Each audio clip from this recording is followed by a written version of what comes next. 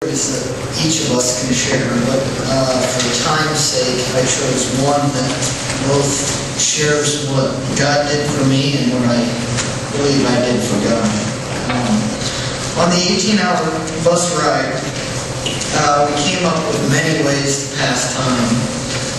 One way I planned to help pass the time was by watching movies on my DVD player on my laptop. I was very upset to discover that the ride was so bumpy. My DVD player would not read the DVDs. So a little disgusted with the computer, I started to play chess on the computer. I was gaining the upper hand when I noticed I had a little bit of a fan club behind me. I was seated into the second to last row, and there were four guys right behind me in the very last row. And, you know, they were just intrigued by my every move. As I put the computer into checkmate, a small cheer kind of came from the back seat. I decided I'd place it on two players, and I handed the computer to the back seat. They proceeded to beat me quite clearly on the first game.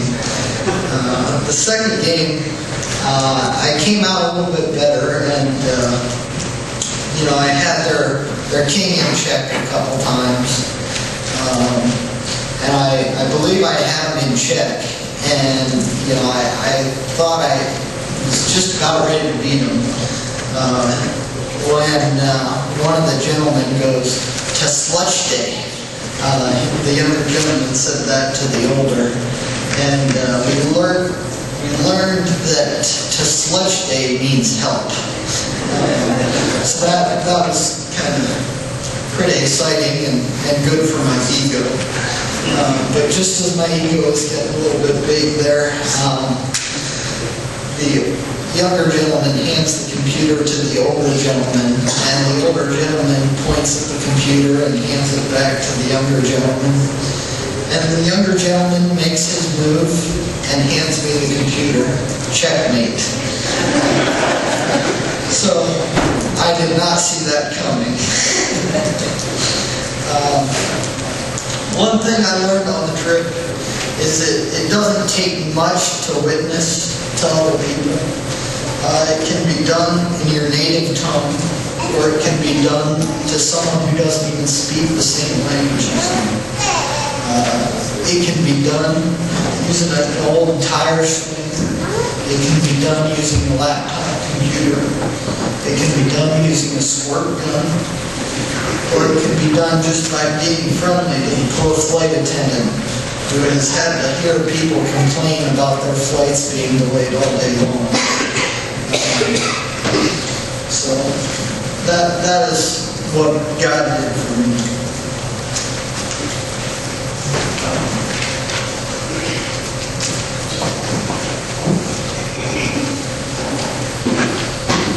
Well, first off, I'd like to thank everyone who made it possible for us to go, especially those that had to look after myself while I was gone.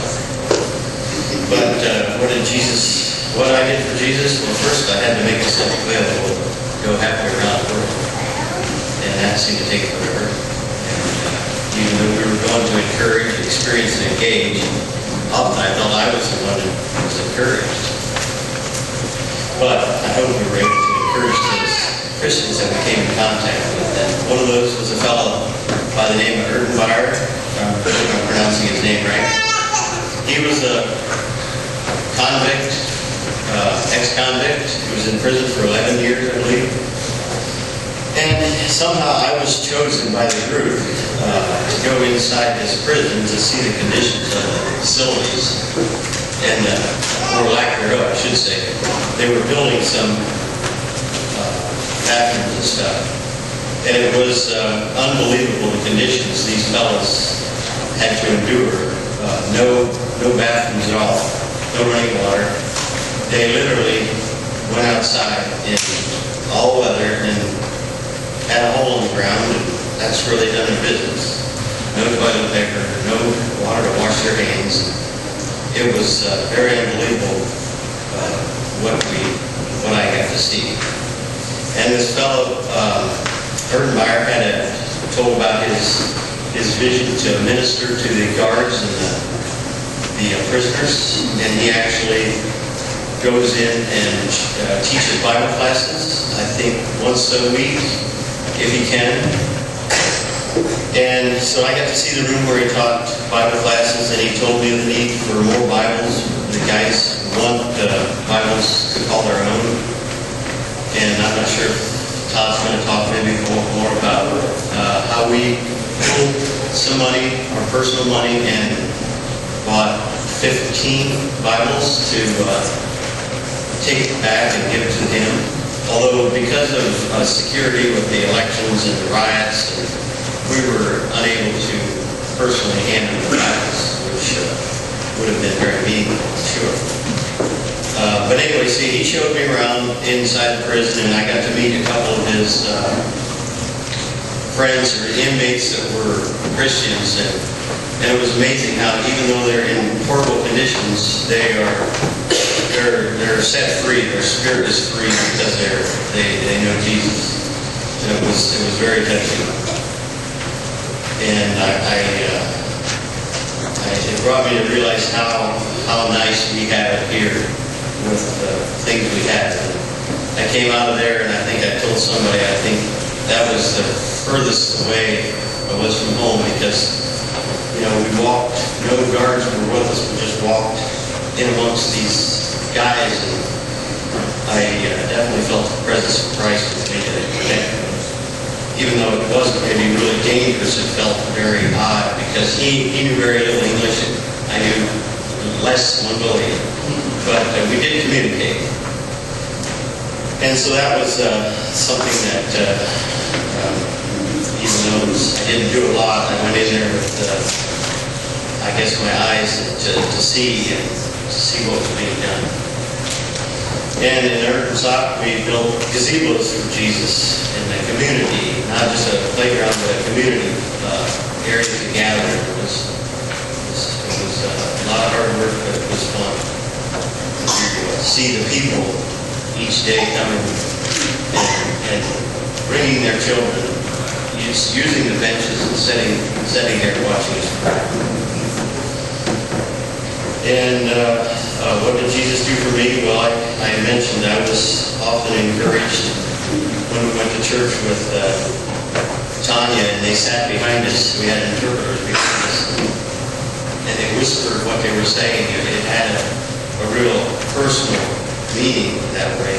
Even though we couldn't understand the preacher, we could see his motions, and then we'd hear a little bit later what the words he was saying. So that was very encouraging, personal. And I was glad that God allowed me to go to see the work that's being done over there. Even though it's two different worlds, we're serving the same risen Lord.